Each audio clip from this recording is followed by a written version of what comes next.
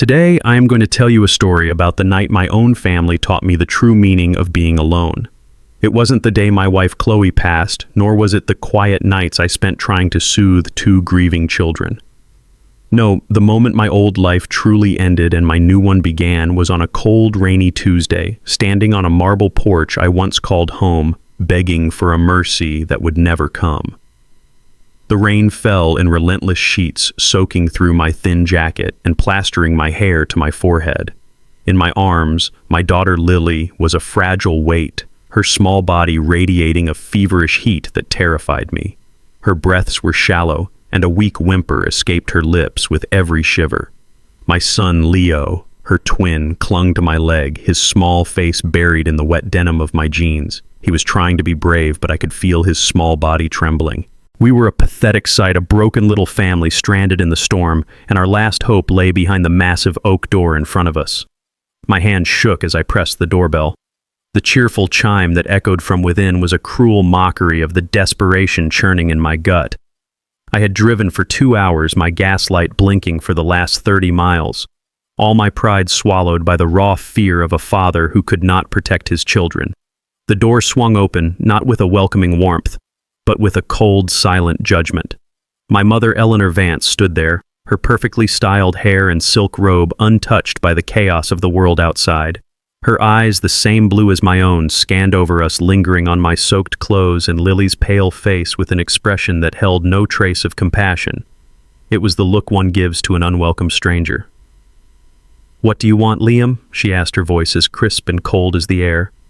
"Mom, please," I began, my own voice cracking. "Lily is sick. She's burning up and I'm out of money. The clinics are all closed. We just need a place to stay for the night. Just until morning." She didn't move. Her gaze flickered to my brother Kyle, who appeared behind her holding a glass of amber liquid. He leaned against the doorframe, a smug smirk playing on his lips. Well, look what the storm dragged in," Kyle said, swirling his drink. "Isn't this the life you chose, big brother? You picked the farmer's daughter and the simple life. I don't see why your problems are suddenly our problems." Every word was a perfectly aimed dart meant to remind me of their disapproval of the life I had built with Chloe, a life they had always deemed beneath them. The memory of my wife, so full of love and light, felt like a shield against their venom, but tonight the shield was cracking. I ignored him, my eyes pleading only with my mother. "Please, just for the kids." That's when my father, Richard Vance, appeared. He was a man of few words, a man who measured worth in dollars and success in acquisitions. He surveyed the scene, his face an unreadable mask. He walked past my mother and brother, and for a heart-stopping moment I thought he was going to let us in. Instead, he reached into the pocket of his tailored trousers, pulled out a thick wallet, and extracted a few $100 bills. He didn't hand them to me. He let them fall from his fingers, and they fluttered down to the wet, gleaming porch at my feet. "Take it and go," he said, his voice flat, devoid of any emotion.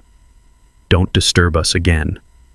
And with that, the heavy oak door clicked shut, leaving the three of us alone in the rain with the sound of their laughter faintly audible from within.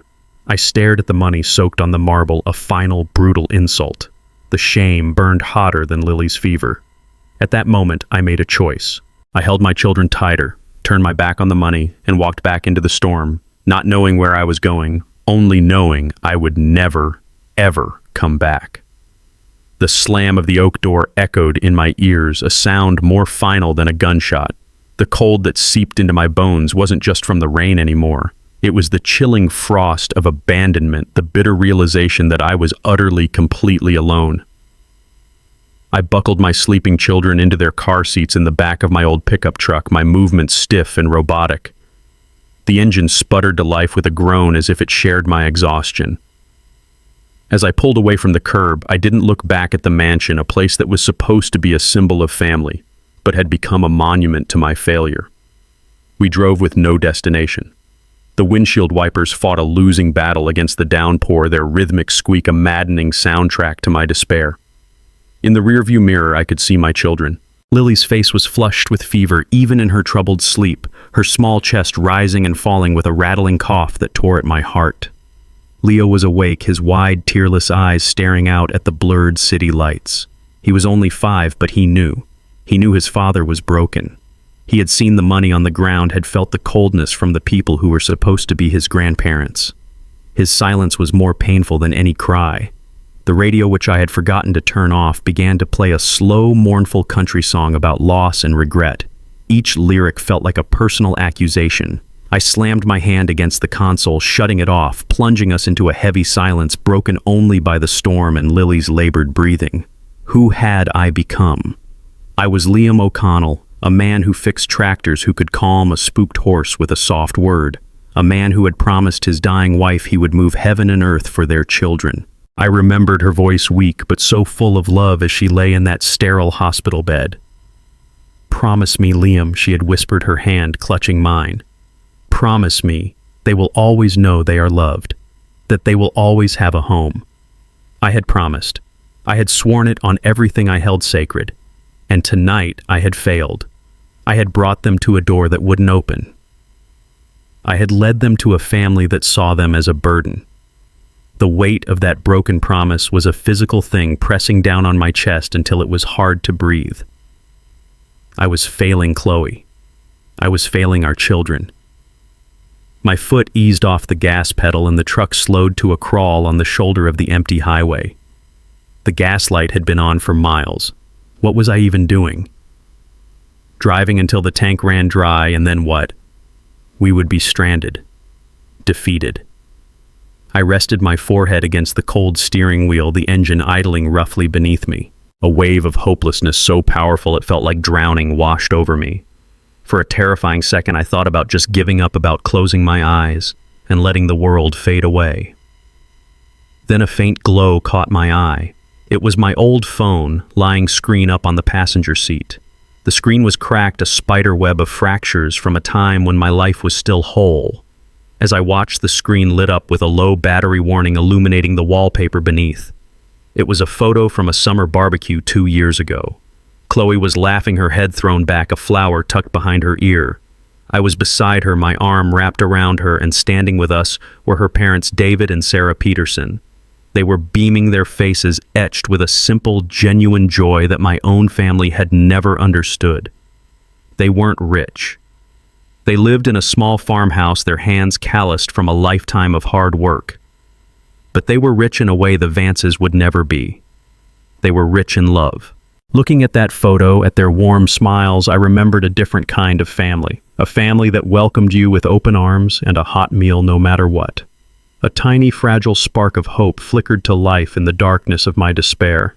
It was a long shot. It was another humbling journey. But it was the only shot I had left. With a deep, shuddering breath, I put the truck back in gear, made a slow, deliberate U-turn, and started driving east toward the only real home I had ever known. The last 20 miles of the drive were a blur of hypnotic highway lines and the fading glow of the fuel gauge. When I finally turned onto the gravel road leading to the Peterson farm, the truck's engine coughed and died, rolling the last few feet to a stop right in front of the familiar white picket fence. For a moment, I just sat there in the sudden, profound silence, the storm having softened to a steady drizzle.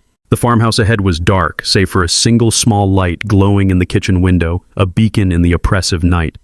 Gathering what little strength I had left, I unbuckled my children and carried them through the gate.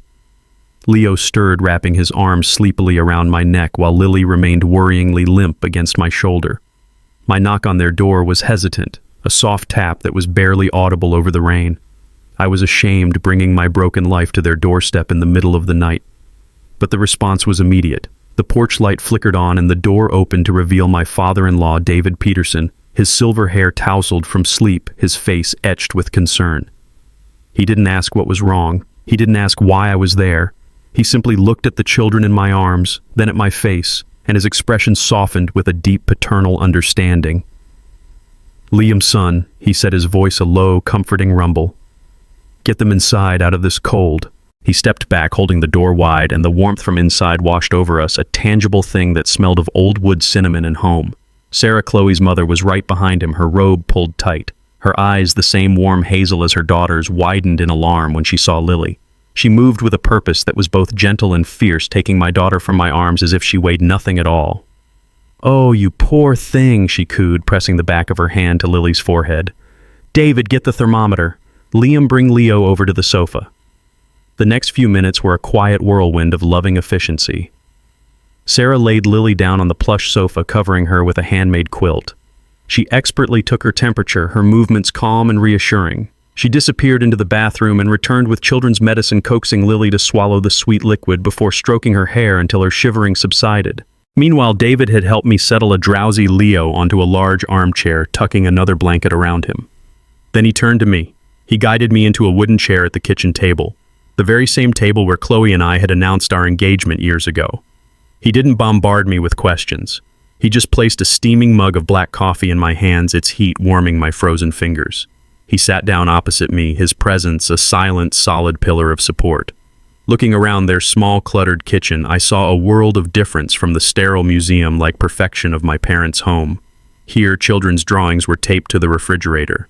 A half-finished knitting project sat in a basket by the fire. The air itself felt thick with years of laughter, love, and shared memories.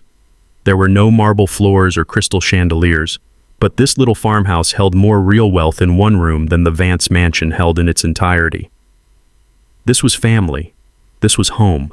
Sarah came and sat with us after Lily had finally drifted into a peaceful, medicated sleep. She placed her hand over mine on the table. "She'll be all right, Liam. It's just a fever. She's safe now. You're all safe now."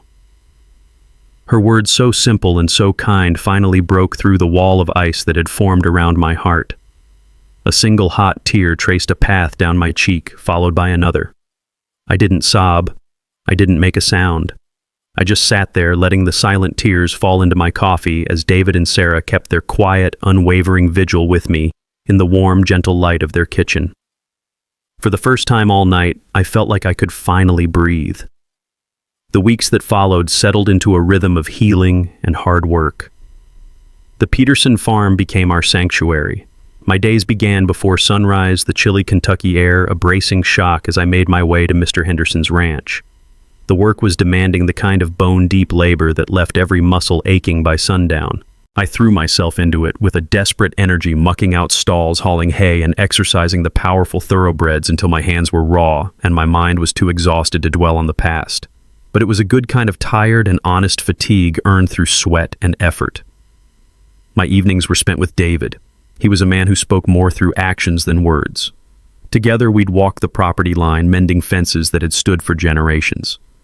He taught me how to read the subtle shifts in the weather, how to listen to the land. As we worked side by side in the fading light, a quiet bond formed between us, a bond of shared purpose and unspoken respect. He never once mentioned my family or the night I arrived, but I knew he understood. Sarah, in her own gentle way, was mending my children's hearts. I would come home to the smell of freshly baked bread and the sound of my children's laughter, a sound I had feared I might never hear again. She would sit with Leo for hours, teaching him how to whittle small figures from scraps of wood, his little hands growing steady under her patient guidance. She would read stories to Lily, her voice a soft melody that chased away the nightmares. Under her care, the haunted look in their eyes began to fade, replaced by the innocent spark of childhood. They were safe here. They were loved. And yet, as I watched this beautiful, simple life unfold, a quiet unease grew within me. I was a guest in their home, a refugee from my own life. Every meal I ate, every drop of hot water I used, felt like a debt I could never repay. I was a 32-year-old man, a father of two, living on the charity of my in-laws. They gave everything so freely with such open hearts, but their generosity felt like a heavy cloak I couldn't shrug off. I was grateful, so incredibly grateful, but I was also ashamed. I was a burden, and the knowledge of it was a constant dull ache in my chest. The moment that ache sharpened into a blade came one Thursday night. The children were asleep and the house was quiet except for the low murmur of the television in the living room. I was heading to my small room in the attic when I passed their half-open door. I heard my name and paused, hidden in the shadows of the hallway. David. I went to the pharmacy today. Sarah said, her voice barely a whisper. The price on your arthritis medication went up again. With the grocery bills this month, it's a little tight. There was a long silence and I held my breath, my heart pounding in my ears. We'll manage, Sarah. David finally replied, his voice firm but weary. We always do. I can stretch the doses out a bit. The most important thing is that Liam and the kids are on their feet. That boy is working himself to the bone. We just need to give him a little more time. He's a good man. Chloe knew he was a good man. I backed away from the door, my movements silent, a hollow feeling spreading through me. They were sacrificing for me. David was forgoing his own medicine, enduring pain so that my children could have milk in their glasses and a roof over their heads. The kindness that had saved me now felt like a crushing weight. Their home was not a temporary shelter. It was a lifeline they were extending at great personal cost. My shame burned away, replaced by a white-hot surge of determination, unlike anything I had ever felt before. I would not let them down. I would not let their sacrifice be in vain. That night, I didn't sleep. I sat by the small attic window looking out at the moonlit fields, and I made a new promise. It was no longer just about surviving for my children. It was about earning the right to be a part of this family, about paying back their faith in me. I had to succeed, not for revenge, not for pride, but for them. The next morning, I arrived at the ranch an hour early. I worked with a focused intensity that bordered on obsession. I groomed the horses until their coats shone like polished silk. I cleaned every piece of tack until the leather gleamed. I studied the racing forms and pedigrees, absorbing every detail, searching for an edge, any edge. Mr. Henderson, a shrewd man with kind eyes, noticed the change. He watched me for several days, his expression thoughtful. Finally, one afternoon, as I was cooling down a magnificent chestnut stallion, he approached me. "Liam," he said, his voice serious, "I've been watching you. You have a gift with these animals. A real connection. It's something you can't teach." He paused, then continued. "The big thoroughbred fair is in Lexington next week. It's where the deals are made, where the big players look for new talent. I was planning on going myself, but I think you should go in my place. Represent the ranch. Talk to people. See what's out there." My heart hammered against my ribs. Lexington. It was the heart of the horse world, a place of kings and kingmakers. It was a world away from my life of quiet desperation. But it was also a chance. It was the door I needed to open the first step on a long road to repaying an immeasurable debt. "I won't let you down, sir," I said, my voice thick with emotion. He just nodded, a small smile touching his lips. "I know you won't, son. I know you won't." The Lexington Thoroughbred Fair was a world I had only ever read about in magazines. It was a universe of old money and new ambition, where the air itself seemed to hum with the thrum of millions of dollars changing hands. Gleaming horse trailers larger than the Petersons' entire farmhouse were parked in perfect rows. Men in crisp suits and women in elegant dresses sipped champagne under white tents, their laughter sharp and brittle. They spoke of bloodlines and auction prices, of syndicates and seven-figure stud fees. It was intimidating, overwhelming, and I felt like an imposter in my clean but worn denim and borrowed blazer. But then I saw the horses and the rest of the world melted away. They were magnificent living sculptures of muscle and grace. In the manicured showing rings, I saw past the price tags and the posturing owners. I saw the subtle flick of an ear that signaled anxiety, the slight tightening in a flank that spoke of stress. While others saw investments, I saw living, breathing souls. I spent the first day just walking, observing, and listening. I didn't try to network or sell myself. I simply absorbed everything, my mind a sponge for every detail. My focus was on a beautiful but notoriously difficult 2-year-old colt named Storm Chaser. He had a pedigree that was second to none, but a temperament that had sent more than one experienced handler to the infirmary. I watched as trainer after trainer tried to work with him, their methods a mixture of force and frustrated commands. The horse responded with fear and aggression, rearing up his eyes white with panic. He was being treated like a problem to be solved, a machine to be broken. From a distance, a man watched the same scene, his expression one of weary disappointment. This was Julian Croft, a name that was whispered with reverence in these circles. He was a legend, a man who had built a global investment empire and had retired to his first love horses. He had a reputation for being ruthless in business, but having an almost supernatural eye for equine talent. He had seen enough bravado and bluster to last a lifetime. Now he was just bored. He watched me as I approached Storm Chaser's stall later that day, long after the crowds had thinned.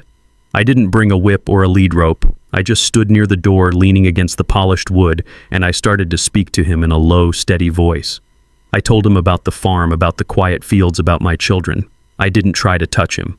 I just gave him my time, my patience, my calm. Slowly the horse's ears, which had been pinned back in anger, began to soften. He took a hesitant step forward, his nostrils flaring as he took in my scent. I stayed for over an hour, just being present, letting him know I was not a threat. The next morning I came back. This time I brought a handful of fresh clover. I sat on the ground outside his stall, not even looking at him directly, and started eating a piece myself. After a long while, his curiosity won over his fear. He cautiously extended his neck over the door, his lips twitching. I offered the clover on my flat palm, and with a soft snort he took it. It was a small victory, but it was a beginning. It was then that Julian Croft approached me, his footsteps silent on the soft earth. "That's the first time I've seen that horse take anything from a stranger without trying to take a finger with it," he said, his voice a gravelly baritone. I stood up, wiping my hands on my jeans, my heart suddenly beating a little faster. "He's not mean," I said simply. "He's just scared. Everyone's been trying to tell him what to do. No one's bothered to ask him." Julian's sharp blue eyes studied me, not with the dismissive glance of a superior, but with the intense scrutiny of a geologist examining a rare stone. "What's your name, son?" "Liam O'Connell, sir. I'm here representing Henderson Ranch. Henderson has good stock, but you have something else," Julian said, gesturing toward the now calm horse. "That's not something you learn. That's something you are. Tell me, Liam O'Connell, what is your philosophy when it comes to a horse like that?" The question was a test, and I knew it. I could have spouted off technical jargon or training theories, but I gave him the only answer I had: the truth. "I believe a horse has to trust you," I explained. "They have to know you're their partner, not their master. You have to find what drives them, what they love, and build from there." For him, I nodded toward Storm Chaser. "I think he just wants to run. But he's been so cooped up and controlled, his fear has turned that desire into a weapon. You have to give him back his freedom just a little at a time so he remembers what it feels like to love it." Julian was quiet for a long time, his gaze distant. He looked at the horse, then back at me. "You've seen hardship, haven't you, son? I can see it in your eyes. This isn't just a job for you, it's a calling." I didn't know what to say, so I just nodded. He took a step closer, his voice dropping. "I've spent the last 2 days watching men in expensive boots try to sell me on genetics and quarterly returns. They talk about horses as if they're stocks to be traded. They've got the money, the facilities, the connections. But they don't have what you have. They don't have the heart." He reached into his jacket and pulled out a simple, elegant business card. "I've been looking for a new project, something real." I was about to give up and go home. He looked me straight in the eye, and the full weight of his legendary focus was on me. "I want to give you $1 million, Mr. O'Connell." The world tilted on its axis. The sounds of the fair faded into a dull roar. I was sure I had misheard him. "Sir, $1 million, he repeated, his voice unwavering. "Not as a loan, as an investment.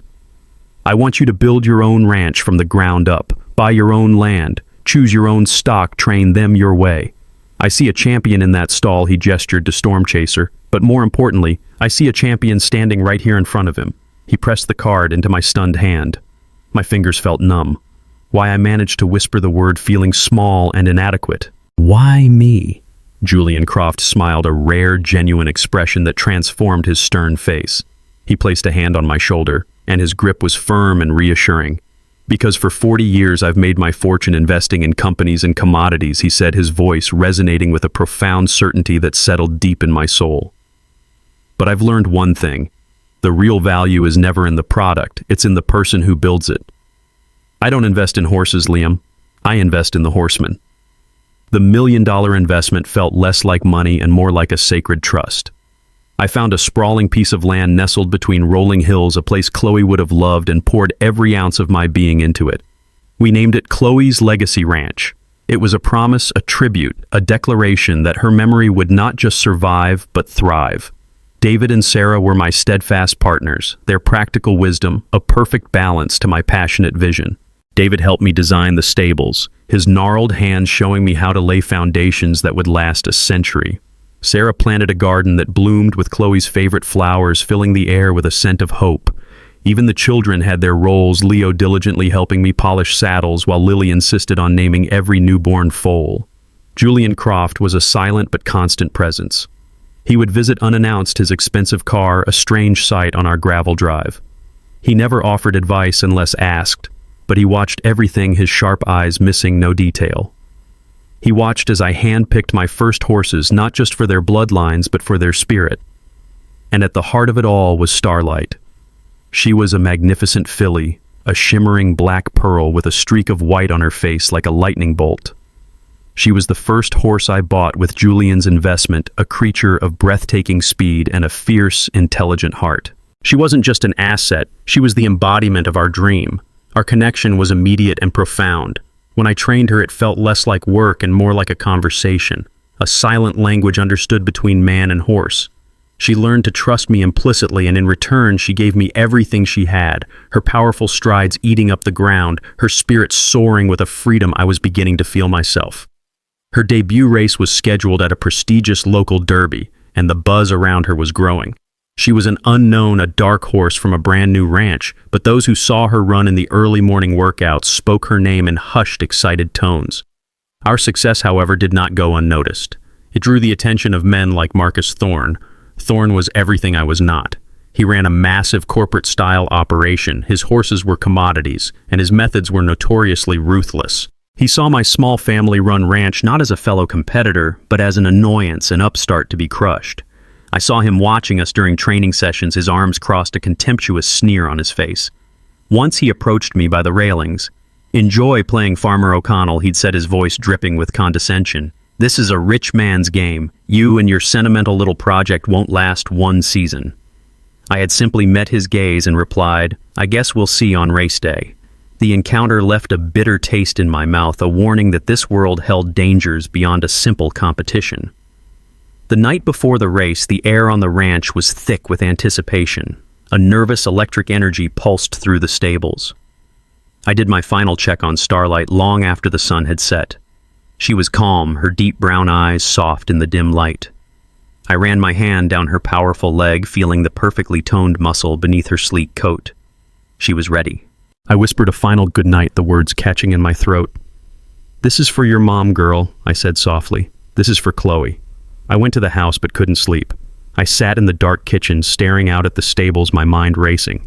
Around midnight, a sound, or maybe just a feeling, pricked at the edge of my senses. A horse's distressed nicker, quickly silenced.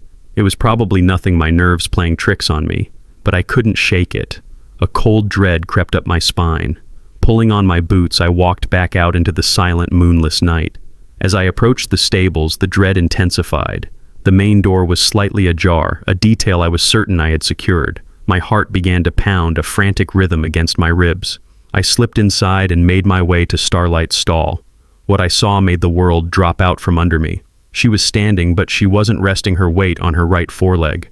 It was held at an odd, unnatural angle. Her whole body was trembling and her eyes were wide with pain and confusion. I rushed into the stall, my hands running down her leg, my fingers searching for the source of her distress. I found it just above the fetlock. A deep, ugly swelling hot to the touch. It was a severe sprain, a deliberate crippling injury. It wasn't an accident. Accidents don't lock doors behind them. Rage, cold and absolute, washed over my grief. My eyes scanned the pristine bedding for anything out of place. There, half buried in the fresh straw, was a small metal object. It was a hoof pick, but not a standard one. It was custom made with the initials MT. Marcus Thorne, elegantly engraved on the handle. He hadn't just injured my horse. He had left his calling card. He had tried to break me, to destroy my dream before it ever had a chance to fly.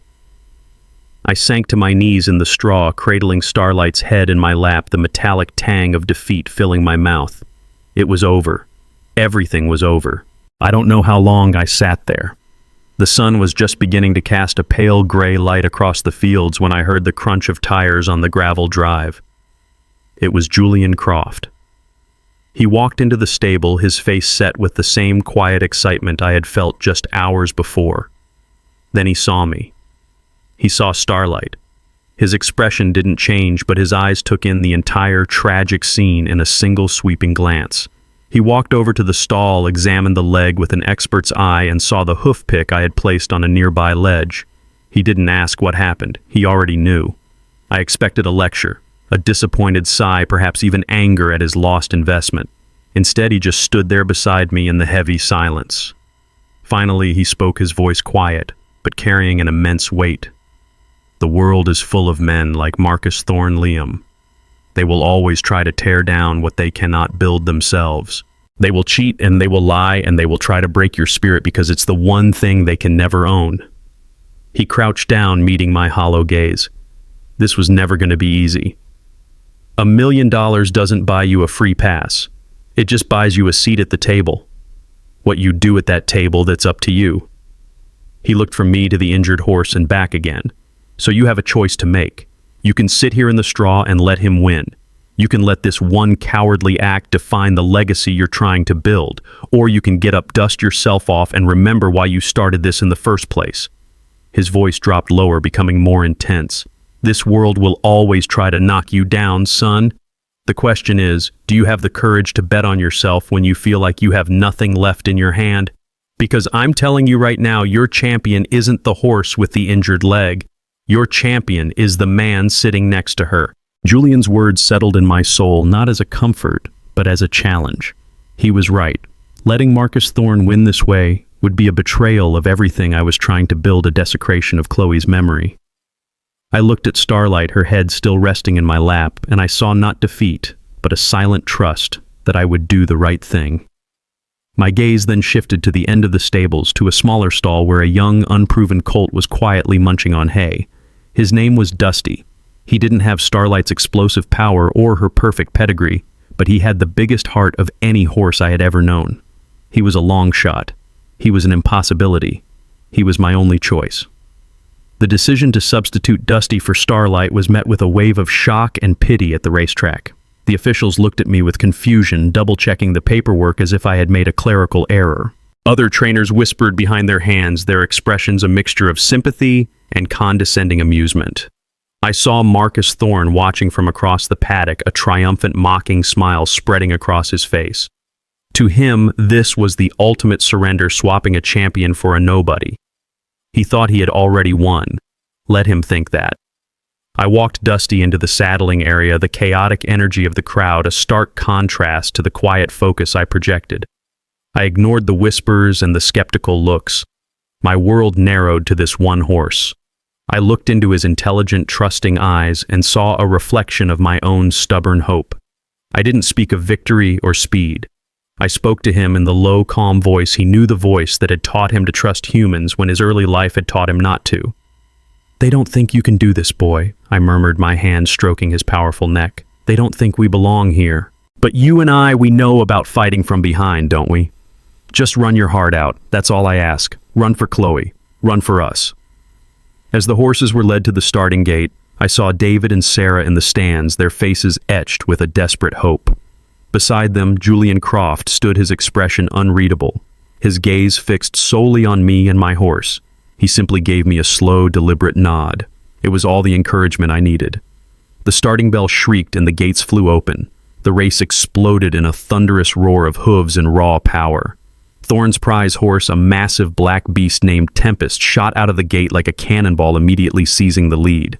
He was a force of nature, a picture of dominant, aggressive speed. Dusty, overwhelmed by the noise and the chaos of his first real race, was hesitant. He stumbled slightly, finding himself immediately swallowed by the pack, relegated to the back of the field. My heart sank. Through the binoculars, I could see Thorne laughing, clapping his jockey on the back as Tempest widened his lead. The crowd's roar was for the magnificent black horse, the clear and obvious winner. For the first half of the race, it was a procession.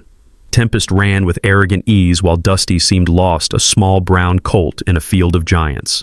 I could feel the hope draining from the faces of David and Sarah, even from this distance. I gripped the railing, my knuckles white, whispering the same word over and over. "Breathe, Dusty. Just breathe." And then, as they rounded the far turn, something shifted. It wasn't a sudden burst of speed, but a subtle change in his stride. It was as if in the thunder of the race, Dusty finally heard my voice, the quiet instructions from all those mornings we had spent running in the fields alone. He found his rhythm. He remembered what it felt like to love to run. He lowered his head, his gait lengthening, and he began to move. It was a beautiful sight. He didn't fight the other horses.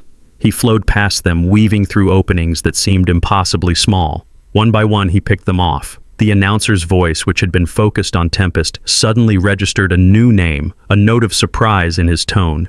"And here comes the substitute, Dusty, making a move on the outside." The crowd began to murmur. Thorne's smile faltered. As they entered the final stretch, it was no longer a procession. It was a duel. Tempest was still in the lead, but Dusty was closing the gap with a relentless, heart-stopping surge. He was no longer the scared, inexperienced colt from the starting gate. He was a warrior.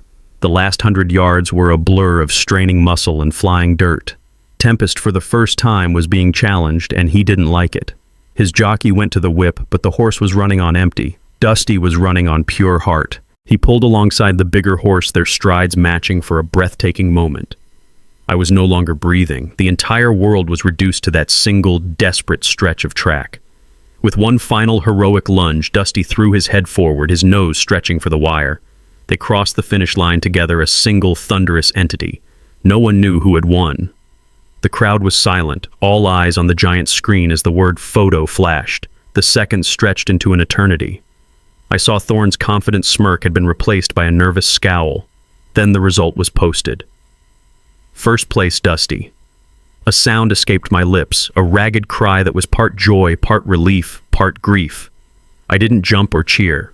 I simply leaned my forehead against the cool metal of the railing and let the tears I had been holding back for so long finally fall. We had done it. Against all odds, against all logic, we had won. It wasn't just a race. It was a resurrection. It was the defiant, beautiful, impossible beginning of Chloe's legacy. 2 years passed, not in a blur, but as a series of hard-won, beautiful moments. Dusty's impossible victory was the spark that lit the fire. Chloe's legacy ranch became more than just a name. It became a story, a symbol of hope that people in the racing world were drawn to. Our success was not meteoric, but steady and strong, built on the same principles of patience, trust, and heart that had won that first race. We had more champions now, each one trained with the same philosophy of partnership, not dominance. The ranch flourished, the fields grew greener, and the laughter of my children was a constant, joyful melody. To celebrate and to give back to the community that had embraced us, I decided to host our first annual charity fundraiser for a local children's hospital. The ranch was transformed. Strings of golden lights were woven through the branches of the old oak trees. The scent of barbecue and bluegrass music drifted on the warm evening air. It was a perfect night, a culmination of everything we had built. I watched as David laughed with Mr. Henderson, and Sarah showed off pictures of the kids to Julian Croft, who looked more relaxed and content than I had ever seen him. Leo and Lily, now 7 years old, ran through the crowd, their faces alight with the magic of the evening. I felt a profound sense of peace, a feeling of rightness. I was surrounded by my real family. It was in that moment of perfect contentment that I saw it. A long black sedan, impossibly sleek and out of place, purring its way up our gravel drive. My breath caught in my throat. The car stopped and the Vances emerged. My father, Richard, in a tailored suit that cost more than my first truck. My mother, Eleanor, draped in pearls and a practiced, benevolent smile. And my brother Kyle looking around with an appraiser's eye, a smirk already forming on his lips. They were like characters from a different, colder world stepping into a scene where they did not belong. A ripple of silence spread through the nearby crowd as they approached. Their presence was a discordant note in our symphony of warmth and community. I saw David's hand instinctively go to Sarah's arm, a protective gesture. Julian's easy smile vanished, replaced by a look of sharp, analytical assessment. I squared my shoulders. My brief moment of peace shattered, replaced by a cold, familiar vigilance. Liam, darling. Eleanor cooed, her arms opening for an embrace I did not return. We are so incredibly proud of you. We knew you had it in you all along. Her words were smooth, but her eyes were busy scanning the crowd, noting the influential guests, calculating the scale of my success. Richard offered a stiff, formal handshake. A fine operation, son, he said, his tone suggesting my success was merely the inevitable result of his superior genetics. Blood will always tell in the end. They moved through the party like royalty, on a tour of the colonies, nodding graciously, exuding an air of ownership that made my skin crawl. They finally cornered me near the main stable, away from the prying eyes of the other guests. This was the real reason they had come. Kyle clapped me on the shoulder, his gesture meant to look friendly, but feeling more like an assertion of dominance. Listen, brother, he began, his voice dropping to a conspiratorial whisper. I've been looking at your books. Well, the public ones anyway. You've done well for a small timer, but you've hit your ceiling. You don't have the infrastructure or the capital to play in the big leagues. He leaned in closer. Dad and I have been talking. We're willing to make you an offer. We'll merge Chloe's legacy with Vance Industries' investment division. We'll inject the capital you need, give you access to our global network. We'll make this brand a household name. All we ask for is a controlling interest, of course, for guidance. The audacity of it was breathtaking. They had thrown me out in the rain, left me for dead, and now that I had built something of value on my own, they wanted to swoop in and claim it as their own. They didn't see a legacy. They saw an undervalued asset. Before I could form a reply, Eleanor reappeared, this time with my children in tow. Leo and Lily looked uncomfortable, their hands held tightly in hers. "Look at them, Richard," she gushed. "Perfect little Vances. We have to make up for lost time. We're family after all, and blood is thicker than water." She tried to pull Lily into her lap, but my daughter resisted, her eyes darting to me for help. Leo stood stiffly beside her, his expression unreadable, his gaze fixed on my mother's face. He was quiet, but he was watching everything, absorbing every false word, every insincere smile. He remembered a night of rain and a slammed door, and his memory was far longer than they could ever imagine. I looked at my children's faces, then at the predatory gleam in my brother's eyes, and I knew this was not a reconciliation. It was an invasion. I kept my voice even, my expression calm, showing none of the fury that was boiling just beneath the surface. "It's an interesting proposal, Kyle," I said, my voice dangerously soft. "But I think I'm doing just fine on my own." The battle line had been drawn. My refusal, quiet as it was, hung in the air like a charged particle. Kyle's manufactured smile faltered, replaced by a flicker of disbelief, then anger. He opened his mouth to argue, to push, but my mother, ever the strategist, saw that a direct assault had failed. So she changed tactics, turning her attention to what she must have considered the weakest link in my defenses, my children. With a sigh that was pure theater, she turned away from me and Kyle, her expression melting into one of doting affection. "Well, enough of this boring business talk," she declared brightly, her voice loud enough for those nearby to hear. "I just want to spend time with my precious grandchildren." She focused on Lily, who had been hiding shyly behind my leg. "Come here, my sweet girl." Eleanor cooed, kneeling down with her arms outstretched. "Let Grandma give you a big hug. You are just so beautiful, a perfect little Vance." Lily hesitated, her big eyes looking to me for guidance. Before I could intervene, a small figure moved with surprising speed. Leo stepped directly in front of his sister, placing himself between her and our mother. He didn't say a word. He just stood there, his small shoulders squared, his gaze fixed on Eleanor's face. It was the stance of a tiny guardian, an unwavering protector. Eleanor's smile tightened at the edges. She tried to dismiss his silent defiance with a light laugh. "Oh, Leo, don't be so serious," she chided, gently reaching to ruffle his hair. "Let your grandma say hello to your sister." Leo flinched away from her touch. He did not raise his voice. He did not pout. He simply looked her straight in the eye, and when he spoke, his child's voice was unnervingly clear, carrying across the sudden lull in the party's chatter. "No," he said. The single word was a stone dropped into a silent pond. The guests closest to us stopped their conversations, their heads turning. Kyle looked irritated. Richard, impatient. Eleanor, however, seemed to see it as a challenge to her authority, to her narrative. Her voice took on a syrupy, patronizing tone. "Now, Leo, that's not very nice. We are family. We love you. I've missed you and your sister so much." That was the moment the dam broke. The memory, a trauma seared into a 5-year-old's mind, came rushing to the surface, demanding to be heard. Leo's face, which had been so serious, now filled with a righteous, innocent anger. "You're lying," he said, his voice rising clear and ringing through the now silent gathering. People were openly staring now, their wine glasses paused halfway to their lips. Eleanor paled. "What did you say?" she whispered, her facade crumbling. "You're lying," Leo repeated, pointing a small trembling finger at her. "I remember. You don't love us." He turned his head, his eyes finding Richard, who stood frozen like a statue. "You don't love our daddy." His voice grew stronger, fueled by the terrible clarity of his memory. "It was raining," he announced to the captive audience. "Lily was sick, and it was raining. You opened the door and you looked at us. You called our daddy a burden, I heard you. Then he turned that accusing finger on my father. And you threw money on the ground, you threw it in a puddle, and you told him to go away." The silence that followed was absolute. It was so profound I could hear the crickets chirping in the fields beyond. Every guest, every friend, every employee stood frozen, their eyes wide with shock.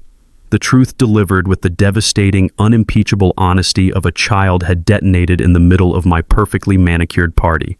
It was more effective than any shouting match, more damning than any accusation I could have ever made. Eleanor looked as if she had been struck. Her face was a ghastly white, her mouth opening and closing with no sound coming out. Kyle stared at his nephew in horror, his brilliant business proposal now a pile of ash. Richard's stoic mask finally cracked, a deep crimson flush creeping up his neck, his eyes burning with a mixture of fury and utter humiliation. They were exposed, their years of carefully constructed respectability stripped away in 30 seconds by a 7-year-old boy who simply told the truth. I walked forward through the silent crowd. I didn't look at my parents or my brother. My gaze was fixed only on my son. I knelt down in front of him and placed my hands on his small, trembling shoulders. I looked into his eyes and saw the reflection of his mother's courage, of David's integrity, of my own rediscovered strength. "Thank you, Leo." I whispered, my voice thick with a pride so immense it felt like it could split my chest open. "You are a good man." I stood up, pulling both him and Lily into my side. Then, and only then, did I turn to face the Vances.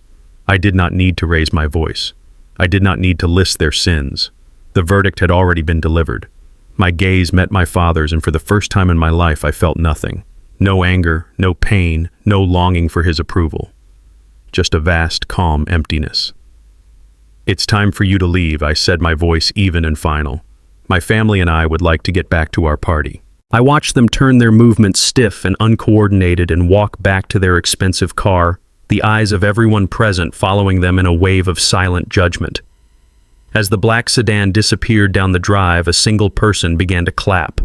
It was Julian Croft.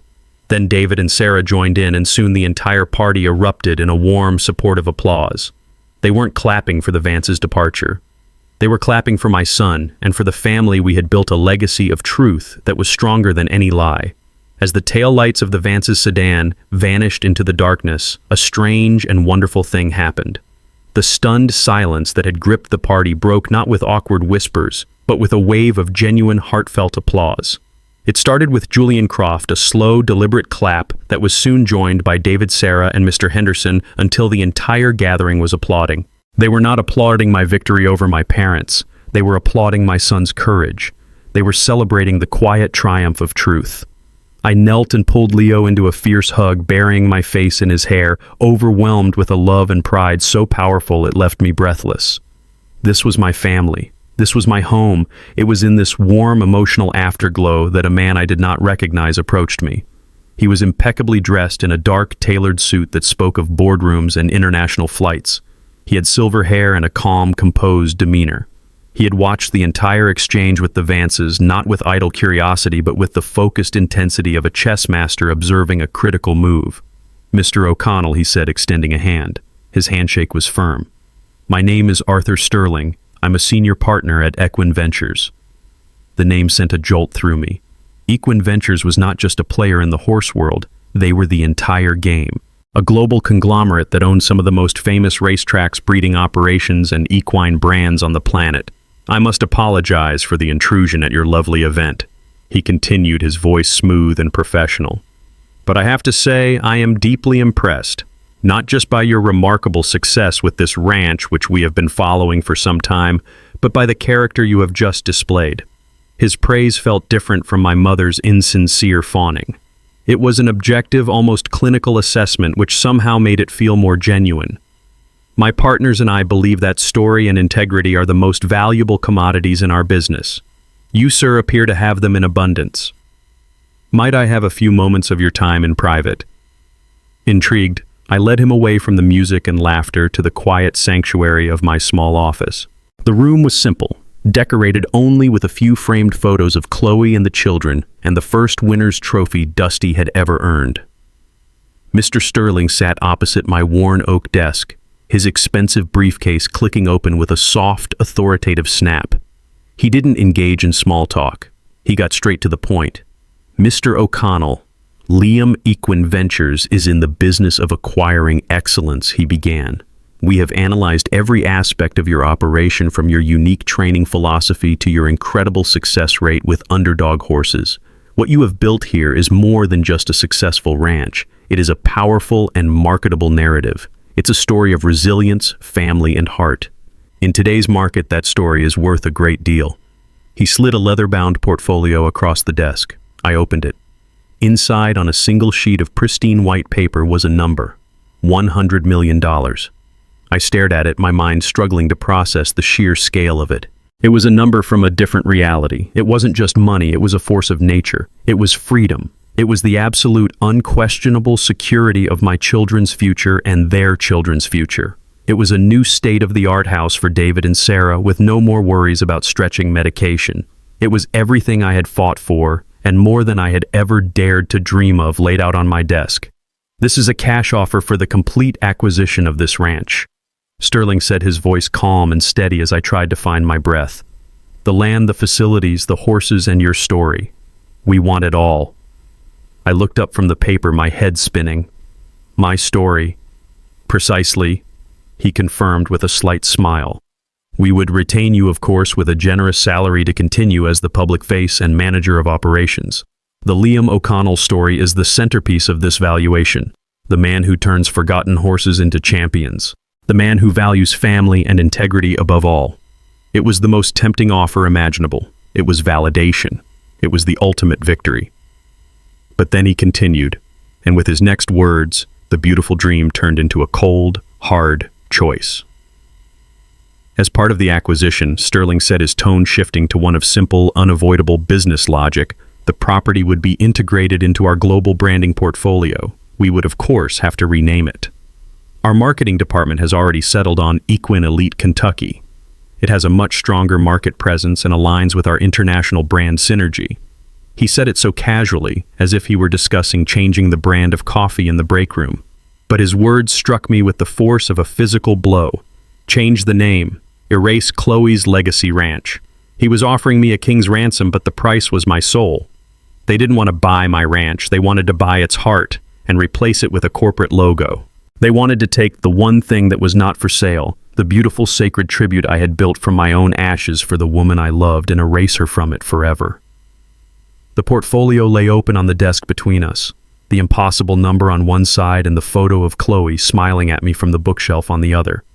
Mr. Sterling waited patiently, confident in the undeniable power of his offer. He saw a business deal. I saw the final, most important test of my life. Mr. Sterling's confident silence was more persuasive than any argument. He let the impossible number on the page do the work for him, a silent testament to the power of the world he represented. My mind raced, picturing it all. A trust fund for Leo and Lily that would guarantee they would never know a moment of financial hardship. A life free from the constant grinding pressure of mortgages and vet bills. I could give David and Sarah the comfortable, worry-free retirement they so richly deserved. All I had to do was say yes. All I had to do was trade a name for a fortune. It was the logical choice. It was the smart choice. My gaze drifted from the contract to the small window that overlooked the heart of the ranch. The party was winding down, but my family, my real family, was still there. I saw David pushing Leo and Lily on the old tire swing that hung from the branches of a mighty oak, the same oak Chloe and I had picnicked under on our first date. Their laughter, pure and effortless, reached me even through the thick glass. Sarah was sitting on a bench nearby, watching them, her face illuminated by a contentment so profound it was breathtaking.